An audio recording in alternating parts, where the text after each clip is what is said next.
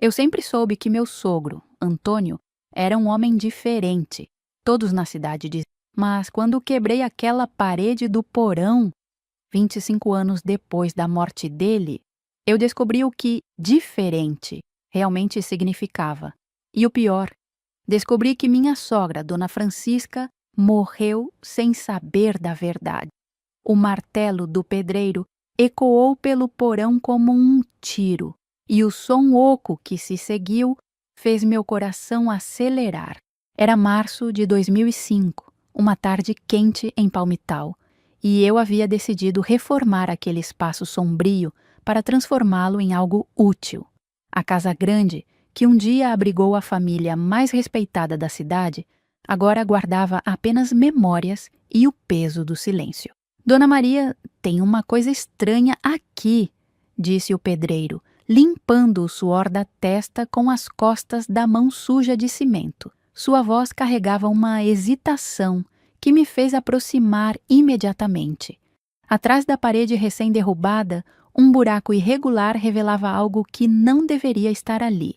Era pequeno, escuro, como se alguém tivesse escavado às pressas e tampado com tijolos mal assentados.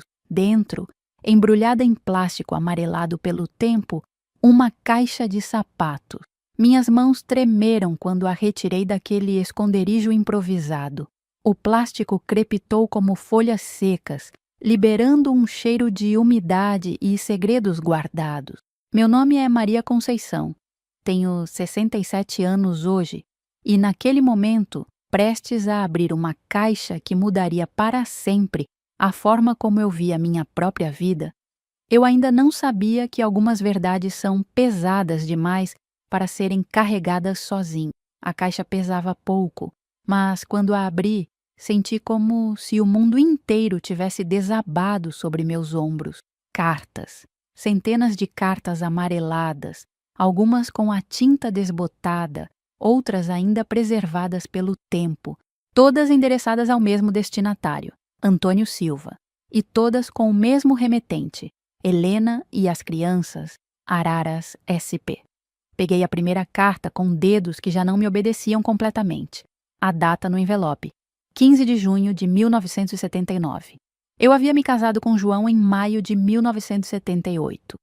Esta carta era de 1 ano depois do meu casamento, quando eu ainda sonhava em dar netos para Dona Francisca, quando ainda acreditava que conhecia o homem que se tornou meu segundo pai.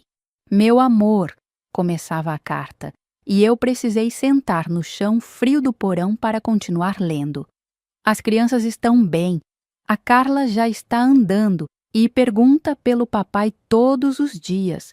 Você sabe que não gosto de ficar pedindo, mas o dinheiro desse mês ainda não chegou. O aluguel vence amanhã. As palavras dançavam diante dos meus olhos. Carla, crianças, papai, dinheiro. Cada palavra era uma punhalada nas memórias que eu guardava como sagradas. Seu Antônio, o homem que todos respeitavam, o vereador íntegro, o esposo exemplar, tinha outra família. Casei com João em 1978. Eu tinha 22 anos e ele 25. Era um casamento dos sonhos para uma menina do interior como eu, criada entre os cafezais e as orações matinais. João era filho do Antônio Silva, o Antônio Silva. Se você morava em Palmital nos anos 70 e 80, você conhecia esse nome como se conhece o próprio nome das ruas onde cresceu. Seu Antônio tinha 3 lojas na rua principal, uma de tecidos, outra de ferragens e a terceira de produtos agrícolas. Foi vereador por 2 mandatos consecutivos, sempre eleito com a maior votação da cidade. Todo domingo estava na primeira fileira da igreja de São Pedro com Dona Francisca, minha sogra. Ela sempre de vestido azul marinho, impecavelmente passado, ele de terno cinza, gravata discreta, sapatos engraxados até brilhar. Eles eram o casal mais respeitado da cidade, a referência de amor duradouro e fé inabalável. Quando as pessoas falavam de casamento feliz, era sempre igualzinho ao do seu Antônio e da Dona Francisca. 45 anos juntos e nunca uma palavra mais alta. Dona Francisca era uma santa na terra. Todos diziam isso e eu acreditava piamente. Fazia doce para todas as festas da igreja, visitava os doentes no hospital municipal aos sábados, rezava o terço todos os dias às 6 da tarde na varanda da casa, com uma voz melodiosa que se espalhava pela rua como uma bênção. Ela me ensinou a fazer o melhor brigadeiro da minha vida. O segredo era uma pitada de sal e bater a mistura sempre no sentido horário. Sempre dizia, enquanto mexia o doce no fogão a lenha: Maria, minha filha, Deus abençoou nossa família com um homem de bem como o Antônio. Você vai ver, quando tiver filhos, como é importante ter um sogro que seja um exemplo. Quando me casei com João, fui morar numa casinha que seu Antônio construiu especialmente para nós, do lado da casa grande onde eles moravam. Era pequena, mas aconchegante, com 2 janelas que davam para o quintal onde Dona Francisca cultivava suas roseiras e seus pés de jasmim. Todo dia, pontualmente às 7 da manhã, Dona Francisca batia na nossa porta com um prato de broa de milho ainda morna nas mãos. Bom dia, meus filhos. Como passaram a noite? Era nosso ritual sagrado, nossa forma de começar o dia unidos como uma família de verdade. Durante 25 anos, foi assim. Eles eram meus segundos pais, meus companheiros nas alegrias e nas tristezas. Quando perdi meu primeiro bebê, aos 3 meses de gestação, foi Dona Francisca quem segurou minhas mãos e orou comigo até o amanhecer. Quando João adoeceu de pneumonia no inverno de 1985, foi seu Antônio quem pagou o hospital particular em Araraquara. Eles eram meu porto seguro, minha certeza de que o amor verdadeiro existia e prevalecia sobre todas as dificuldades. Por isso, quando abri aquela primeira carta, no porão, senti como se estivesse profanando algo sagrado, como se fosse uma intrusa, violando a memória de pessoas que amei mais que a minha própria família. Mas não podia parar de ler. Cada palavra era um mistério se desvendando, uma peça de um quebra-cabeças que eu nem sabia que existia. Sentada no chão frio do porão, com as cartas espalhadas ao meu redor como evidências de um crime que eu ainda não compreendia completamente, comecei a vasculhar as memórias em busca de sinais que pudessem ter me alertado. E eles estavam lá, claros como o sol, esperando por alguém que soubesse interpretá-los. Seu Antônio viajava muito. Negócios, ele dizia sempre, ajeitando a gravata diante do espelho da sala antes de partir. 2, 3 vezes por mês saía na quinta-feira de manhã, com uma mala pequena e um sorriso que eu agora percebia ser diferente do seu sorriso cotidiano. Voltava apenas no domingo à noite, sempre cansado, sempre com presentes. Um perfume para a Dona Francisca, doces de uma confeitaria famosa para mim, algum objeto curioso para João. Trouxe de São Paulo, dizia, entregando os mimos.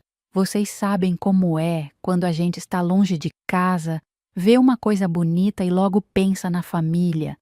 Dona Francisca sempre ficava preocupada durante essas viagens. Eu a via na janela da cozinha, olhando para a estrada como se pudesse fazer o marido aparecer mais cedo, só com a força do pensamento. Maria, minha filha, fica de olho no João para mim. Quando o pai viaja, ele fica agoniado. E era verdade. João ficava nervoso, irritado, não dormia direito. Andava pela casa como um animal enjaulado. Fumava mais que o normal, bebia cerveja no almoço, coisa que nunca fazia. Eu achava que era preocupação com o pai na estrada, medo de acidente, saudade natural de um filho que amava o pai. Agora, com as cartas nas minhas mãos, eu entendia que o nervosismo de João não era saudade, era culpa.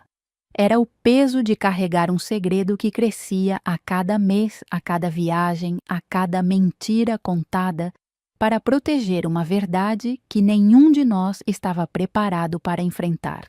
Havia também aqueles telefonemas.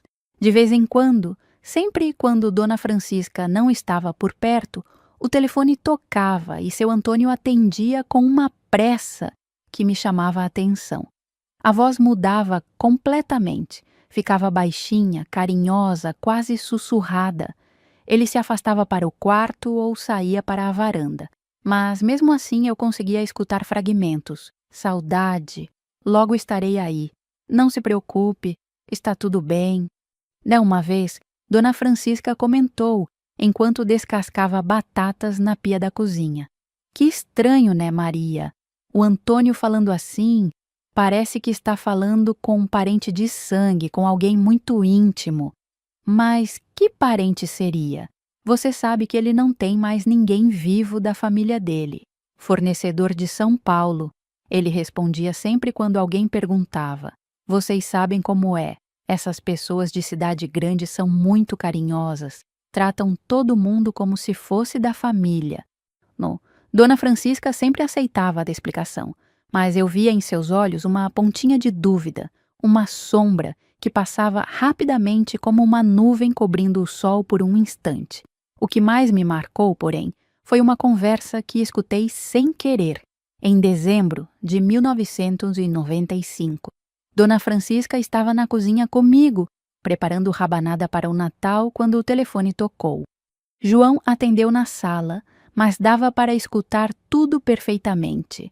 Pai, ela está perguntando de novo sobre o dinheiro que falta todo mês. Não contei nada para a mãe. Pai, isso não pode continuar assim, está ficando muito difícil inventar desculpa. E se a mãe descobrir? E se ela resolver investigar? Dona Francisca parou de mexer a rabanada na frigideira e olhou para mim com uma expressão que nunca havia visto antes. Era confusão, preocupação e uma pitada de medo. Que dinheiro, Maria? Que história é essa de dinheiro que falta? Quando João desligou o telefone, ela foi direto ao ponto. Filho, que conversa era essa? Que dinheiro é esse que está faltando? Nada não, mãe. Coisa da loja do pai, problema com o fornecedor, sabe como é.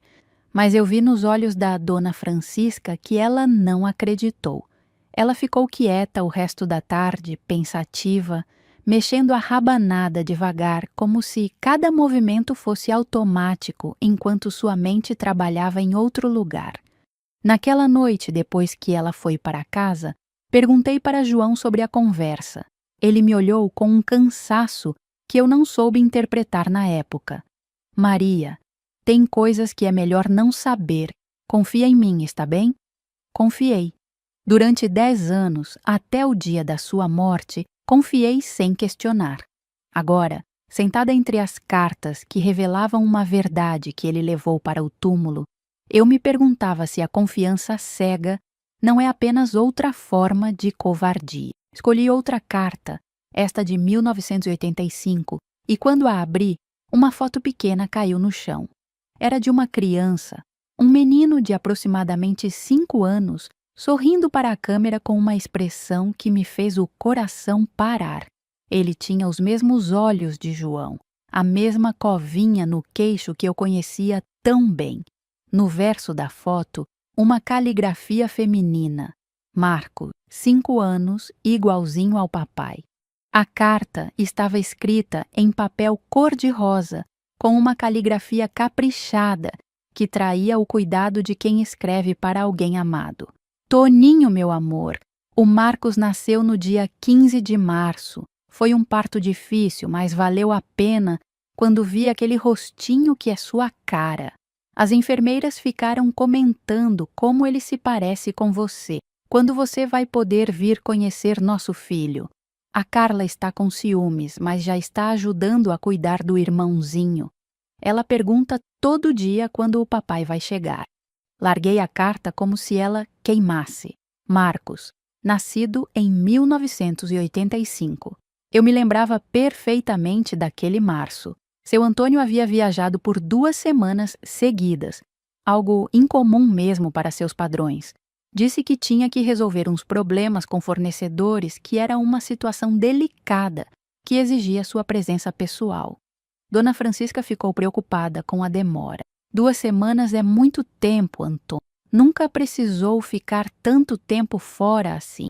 Meu bem, você sabe que eu só fico longe quando é realmente necessário. Logo estarei de volta para matar a saudade. Ele voltou com um ar diferente, mais leve, como se tivesse resolvido um problema importante. Trouxe presentes mais caros que o normal. Um anel de ouro para Dona Francisca, um perfume francês para mim, uma ferramenta importada para João. Agora eu entendia. Eram presentes de pai recém-nascido, de homem dividido entre 2 famílias, tentando equilibrar culpa e alegria. Continuei lendo as cartas em ordem cronológica, como se estivesse lendo um romance trágico, onde eu conhecia apenas os personagens secundários. Cada carta revelava mais detalhes de uma vida paralela que seu Antônio mantinha a quase 300 quilômetros de distância. Helena, a mulher que assinava as cartas, parecia conhecer nossa família intimamente. Em uma carta de 1988, ela escrevia: "Tenho pensado muito na Francisca ultimamente. João me contou que ela está cuidando de você com tanto carinho depois da cirurgia. Deve ser uma mulher muito especial para ter conquistado um amor tão grande de vocês 2. Às vezes fico com ciúmes, confesso, mas sei que o lugar dela no seu coração é diferente do meu." Lágrimas escorriam pelo meu rosto enquanto eu lia. Helena sabia da existência de Dona Francisca. Sabia que seu Antônio era casado e, ainda assim, continuava amando um homem que nunca poderia ser completamente dela. Em uma carta de 1992, ela dizia: "A Carla passou no vestibular para enfermagem. Está tão feliz sonhando em cuidar das pessoas como você sempre ensinou. O Marcos está jogando futebol no time da escola. É o artilheiro do campeonato municipal. E nasceu nossa Letícia, linda como a mãe, mas teimosa como o pai. Toninho, quando você vai poder assumir suas crianças? Elas merecem ter o sobrenome do pai. 3 filhos. Seu Antônio tinha 3 filhos que nunca conheci. 3 crianças que cresceram chamando-o de pai, esperando por visitas que vinham espaçadas, por telefonemas que tinham que ser dados em segredo. A carta mais dolorosa era de 1995, escrita em papel de hospital. Amor, a Carla ficou muito mal depois do acidente. Os médicos dizem que ela vai ficar bem, mas precisa de fisioterapia, cara. João me explicou que você não pode mandar mais dinheiro este mês por causa dos problemas com Francisca. Entendo, mas estou desesperada. Nossa filha precisa andar novamente. Era sobre isso que João havia conversado ao telefone naquele dia. A filha de seu Antônio precisava de tratamento médico e ele não podia ajudar sem levantar suspeitas em casa. João sabia, participava, mantinha o segredo enquanto via uma irmã que nunca conheceu sofrer longe de nossa ajuda. No fundo da caixa, encontrei algo que fez meu mundo desabar completamente.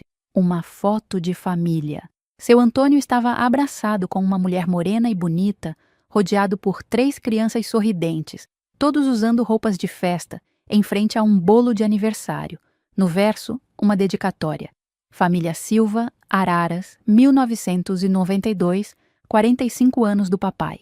Era o aniversário de 45 anos de seu Antônio.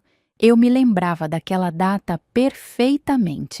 Dona Francisca havia preparado uma festa surpresa, convidado parentes e amigos da cidade inteira. Passamos a tarde decorando a casa, preparando doces, organizando tudo nos mínimos detalhes. Ele chegou de viagem na hora certa, fingiu surpresa, agradeceu emocionado, disse que não podia ter esposa mais dedicada. Naquela mesma manhã, havia comemorado com outra família, outros filhos, outra mulher que também o amava. Como um homem consegue dividir o coração assim? Como consegue olhar nos olhos de 2 mulheres e dizer "eu te amo" para ambas, sabendo que está condenando uma delas a viver uma mentira? As cartas continuavam revelando camadas de uma vida dupla meticulosamente construída ao longo de décadas. Seu Antônio não era apenas um homem infiel. Ele era um mestre na arte de equilibrar duas realidades completamente distintas, mantendo ambas funcionando através de uma complexa rede de mentiras cuidadosamente orquestradas. Em uma carta de 1996, Helena escrevia sobre uma conversa que havia tido com João. Seu filho veio nos visitar ontem. Que rapaz maravilhoso você criou, Toninho. Ele trouxe remédios para a Carla e ficou brincando com o Marcos no quintal. A Letícia se apaixonou pelo irmão mais velho. Ficou perguntando quando ele voltaria. João me prometeu que vai continuar ajudando enquanto você não puder assumir oficialmente nossa família. Meu próprio marido visitava os meio-irmãos. Conhecia as crianças, brincava com elas, era parte ativa dessa vida paralela que eu nem suspeitava existir. Enquanto eu sonhava em ter filhos com ele, enquanto passávamos por tratamentos de fertilidade que custavam uma fortuna, que nunca soubemos de onde vinha, João já era irmão mais velho de 3 crianças que cresciam longe de nós. A ficha estava caindo como dominós em sequência. O dinheiro que faltava mensalmente era o que seu Antônio enviava para sustentar a família de Araras. As viagens constantes não eram para resolver negócios, mas para estar presente nos momentos importantes, aniversários, apresentações escolares, consultas médicas importantes. João não era apenas cúmplice, ele era o elo entre as duas famílias, o responsável por manter a operação funcionando sem que Dona Francisca desconfiasse. Quando seu Antônio não podia viajar, era João quem ia. Quando o dinheiro não podia ser enviado diretamente, passava pelas mãos do filho. Uma carta de 1998 me fez entender a dimensão do sofrimento de Helena. Amor, a Carla fez 19 anos ontem. Preparamos uma festa, mas ela ficou triste porque o pai não pôde vir. Ela perguntou quando vai poder conhecer a avó Francisca, quando nossa família vai se juntar de verdade. Não soube o que responder. Há quanto tempo vivemos esta situação? 20 anos esperando que você escolha, 20 anos fingindo que não me importo de ser a segunda família. 20 anos. Helena tinha consciência de que era a outra, mas ainda assim, amava um homem que nunca lhe daria o que ela merecia. Reconhecimento público, um lar completo, a dignidade de não viver nas sombras. E Dona Francisca, minha sogra querida, viveu 45 anos de casamento, acreditando que era a única mulher na vida do marido, que sua família era abençoada, que seu amor era correspondido na mesma intensidade. Uma carta de 1999 trazia uma revelação devastadora. Toninho, preciso te contar algo importante. Ontem encontrei com uma senhora na farmácia que disse conhecer você. Quando falei seu nome, ela ficou muito animada e começou a falar da esposa, dos negócios, de como vocês são respeitados em Palmital. Percebi que ela não sabia da minha existência. Fingi que era apenas uma conhecida distante, mas saí de lá com o coração partido. Como você consegue, amor? Como consegue manter 2 vidas tão separadas?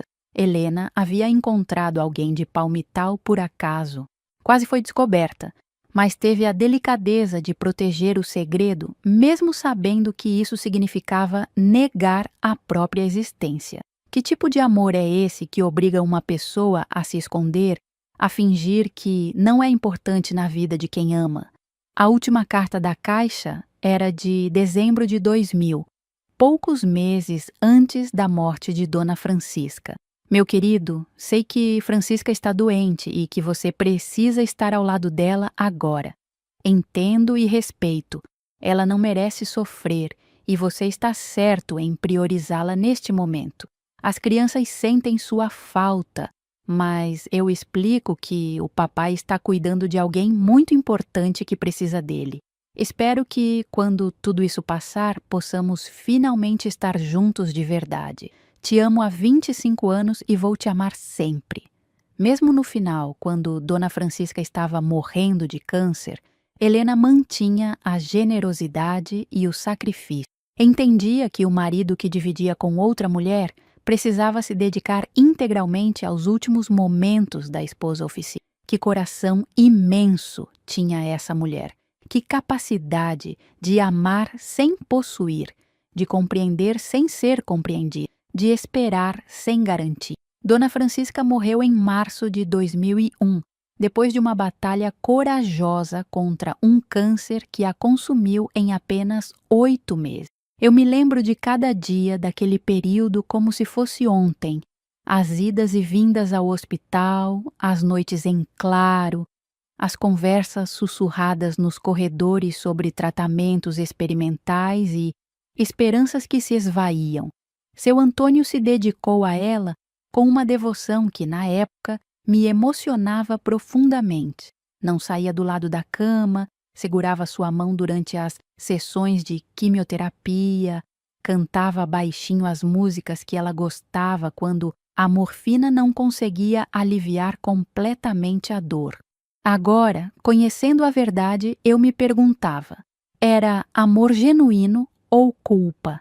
Era o cuidado de um marido apaixonado ou o desespero de um homem que sabia que estava perdendo a única pessoa que realmente o conhecia e o amava incondicionalmente? Nos últimos dias, quando Dona Francisca já não tinha mais forças para sair da cama, ela segurava minha mão com uma força que não parecia compatível com seu estado frágil e dizia coisas que agora ganhavam um significado completamente diferente. Maria, minha filha, eu tenho uma sensação estranha, como se eu tivesse vivido uma mentira e não soubesse qual. Não é sobre o Antônio, ele sempre foi um marido exemplar.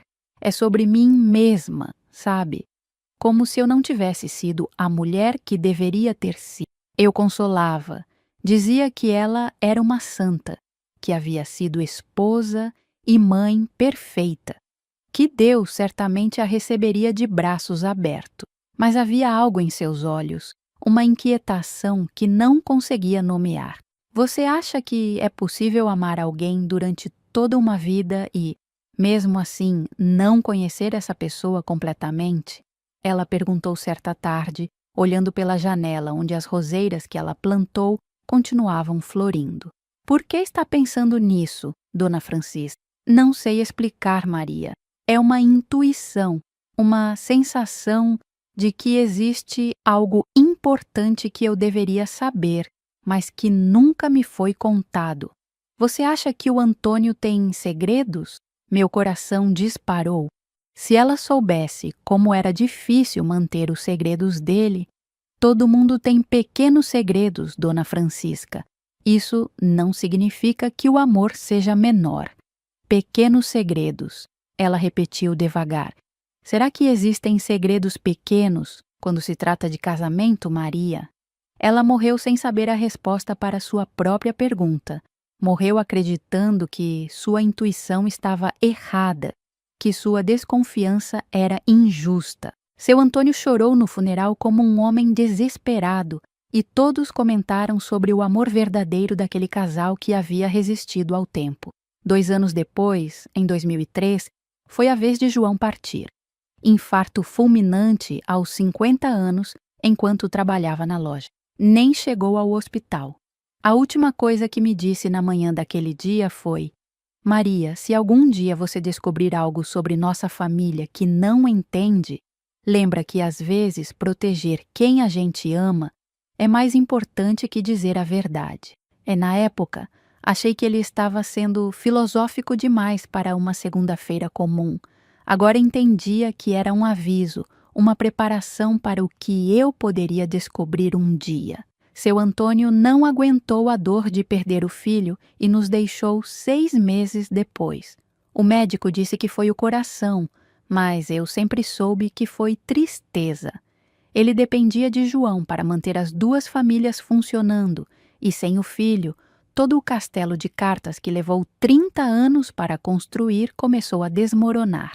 Fiquei sozinha, com as propriedades, com as responsabilidades e com uma sensação constante de que havia perdido pessoas que eu nunca conheci completamente. Durante 2 anos, vivi entre móveis e fotografias que guardavam segredos que eu nem suspeitava existirem. Até que decidi reformar o porão e encontrei a caixa que mudou tudo. Depois de ler todas as cartas, depois de chorar até não ter mais lágrimas, depois de questionar tudo em que acreditei durante 25 anos, tomei uma decisão que parecia inevitável. Precisava conhecer Helena. Precisava olhar nos olhos da mulher que dividiu o homem que eu considerava meu segundo pai. Precisava entender como ela conseguiu amar na sombra durante tanto tempo. A viagem de Palmitau a Araras parecia durar uma eternidade. A cada quilômetro percorrido, eu me questionava se estava fazendo a coisa certa. Que direito eu tinha de aparecer na vida de uma mulher que provavelmente havia conseguido seguir em frente depois da morte de seu Antônio? Que bem poderia resultar de abrir feridas que talvez já tivessem cicatrizado? Mas era mais forte que minha vontade. Eu precisava de respostas. Precisava entender como um homem consegue amar 2 mulheres ao mesmo tempo, como uma família consegue existir baseada em mentiras tão elaboradas. Encontrei o endereço através da lista telefônica. Helena Silva ainda morava na mesma casa mencionada nas cartas.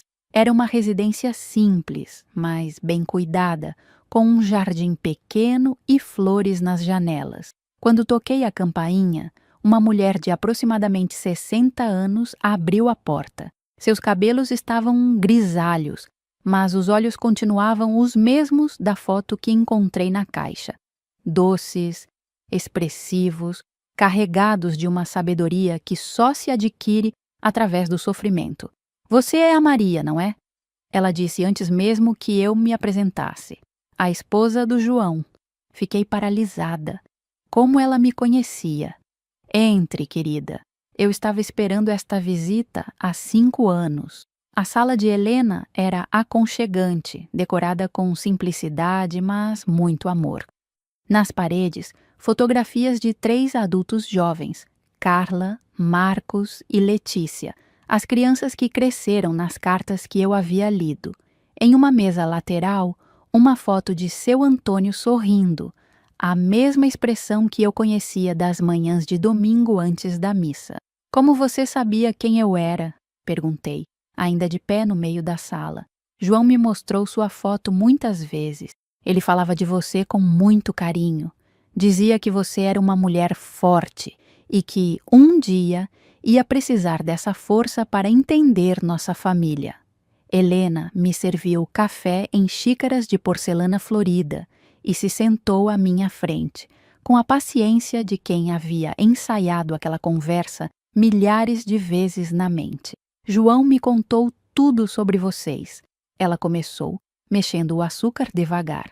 Sobre como você cuidava da Francisca, sobre os domingos em família, sobre como vocês tentaram ter filhos durante anos. Ele sentia muito por você não saber da nossa existência. Por que ele nunca me contou?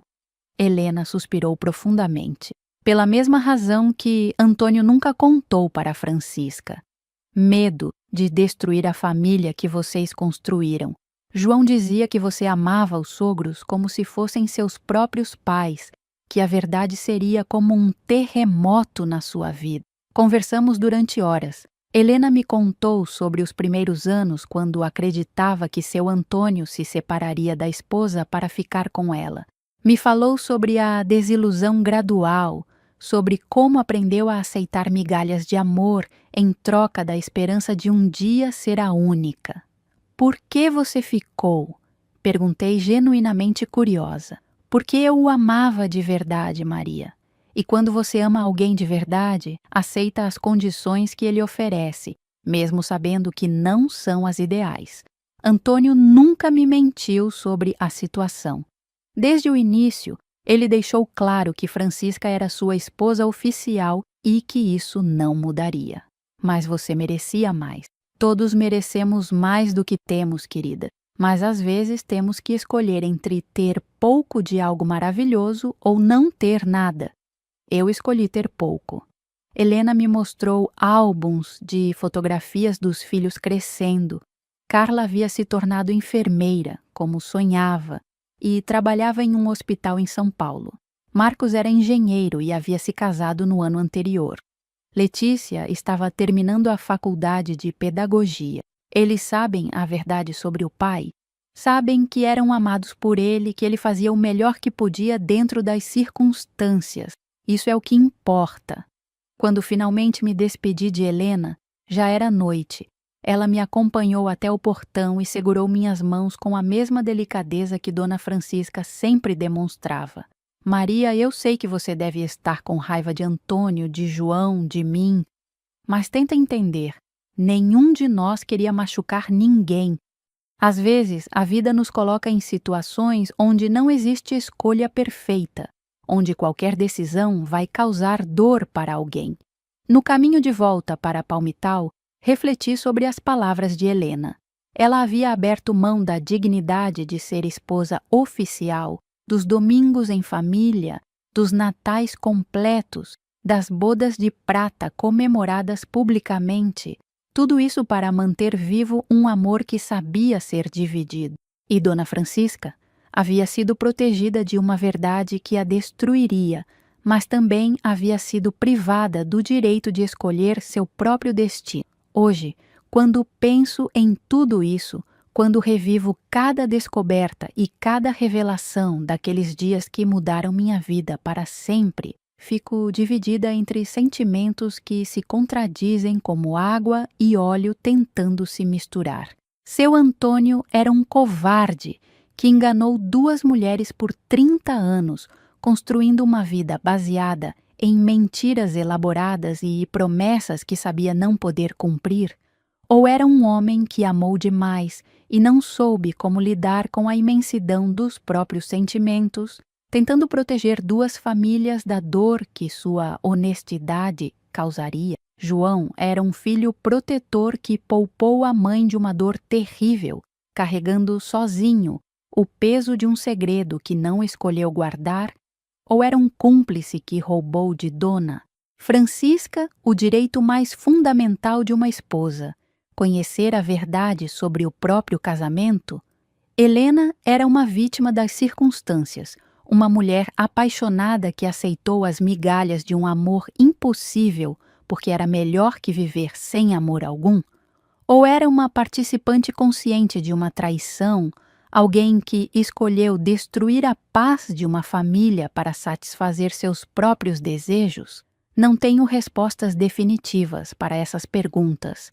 Talvez não existam respostas certas ou erradas quando se trata de sentimentos humanos, de escolhas feitas no calor da paixão e mantidas pelo hábito do medo. Mas de uma coisa eu tenho certeza absoluta: Dona Francisca merecia saber a verdade. Merecia ter a chance de decidir se queria perdoar, partir ou lutar pelo casamento. Merecia ter o direito de escolher como queria viver os últimos anos de sua vida, se como uma esposa enganada que decide perdoar ou como uma mulher livre que decide recomeçar. Em vez disso, ela morreu numa mentira que todos conheciam, menos ela. Morreu achando que tinha sido abençoada por Deus com um casamento perfeito, quando na verdade foi apenas protegida da realidade por pessoas que acreditavam saber o que era melhor para ela. E isso, para mim, é a parte mais triste de toda essa história. Visitei Helena mais algumas vezes ao longo dos anos. Conheci os filhos de seu Antônio, meus cunhados que nunca soube ter. Carla tem os mesmos olhos doces de Dona Francisca. Marcos herdou a teimosia gentil de João. E Letícia tem o sorriso largo de seu Antônio. Eles me chamam de Tia Maria e me tratam com o carinho reservado à família verdadeira. Não julgam o passado, não guardam rancor da família oficial que nunca os reconheceu. Apenas valorizam o presente e as conexões que ainda podem ser construídas. Hoje, aos 67 anos, aprendi que o perdão não é sobre esquecer o que aconteceu, mas sobre escolher não carregar o peso da raiva para sempre. Perdoei seu Antônio porque entendi que ele era apenas um ser humano imperfeito tentando navegar em águas emocionais que não sabia como atravessar. Perdoei João porque reconheci o fardo impossível que ele carregou durante toda a vida adulta. Ser fiel à mãe e ao pai ao mesmo tempo, proteger uma verdade que poderia destruir e manter um segredo que o corroía por dentro. Perdoei Helena porque compreendi que amar alguém que não pode ser completamente nosso é uma das formas mais dolorosas de amor, e que ela pagou um preço alto por uma escolha que fez quando era jovem e apaixonada. Mas ainda luto para perdoar a todos nós por termos negado a Dona Francisca o direito à verdade, porque no final das contas, a única pessoa verdadeiramente inocente nessa história foi a única que morreu sem saber o que realmente aconteceu. Guardo as cartas em uma caixa nova, em um lugar seguro em minha casa. Não as escondo, mas também não as exponho. Elas são parte da história da nossa família, pedaços de um quebra-cabeças que ajudam a entender como chegamos até aqui. Às vezes, quando estou sozinha nas tardes chuvosas, releio algumas cartas e choro pela Helena, que esperou 25 anos por um amor completo que nunca chegou. Choro pela Dona Francisca, que morreu sem saber que havia dividido o marido com outra mulher. Choro pelo João, que levou um segredo pesado demais para o túmulo. E choro pelo seu Antônio, que amou 2 mulheres, mas nunca conseguiu amar nenhuma delas completamente. A vida é mais complexa do que os contos de fada nos ensinam quando somos crianças. Nem sempre existe um vilão claro, nem sempre o amor conquista tudo, nem sempre a verdade liberta. Às vezes, as pessoas que amamos são capazes de nos decepcionar profundamente. Às vezes, as escolhas certas e erradas se misturam de tal forma que se torna impossível distingui-las. Mas no meio de toda essa complexidade, de todas essas contradições, existe algo que permanece puro e verdadeiro: a capacidade humana de amar, mesmo quando esse amor é imperfeito, dividido, secreto. Helena amou seu Antônio apesar de todas as limitações. Dona Francisca amou um homem que não conhecia completamente. João amou uma família dividida. Seu Antônio amou 2 mulheres, cada uma à sua maneira. Talvez o amor não seja sobre perfeição, mas sobre persistência. Talvez não seja sobre possuir completamente, mas sobre valorizar o que se tem. Talvez não seja sobre viver sem dor, mas sobre encontrar significado na dor que escolhemos carregar. Esta é minha história, nossa história, a história de uma família que descobriu que o amor pode ser mais complicado do que jamais imaginou. É uma história sobre segredos que destroem e protegem ao mesmo tempo, sobre verdades que libertam e machucam, sobre escolhas que definem quem somos muito depois que as fazemos. E é uma história que me ensinou que, mesmo quando descobrimos que as pessoas que amamos não são quem pensávamos que eram, ainda podemos escolher continuar amando. Porque no final, o amor não é sobre conhecer alguém perfeitamente. É sobre decidir que vale a pena amar mesmo com todas as imperfeições reveladas. Depois de conhecer esta história, eu gostaria muito de saber sua opinião. Compartilhe nos comentários suas reflexões sobre esta história. Você já viveu alguma situação onde precisou escolher entre a verdade e a proteção de alguém que ama? Como tomou sua decisão?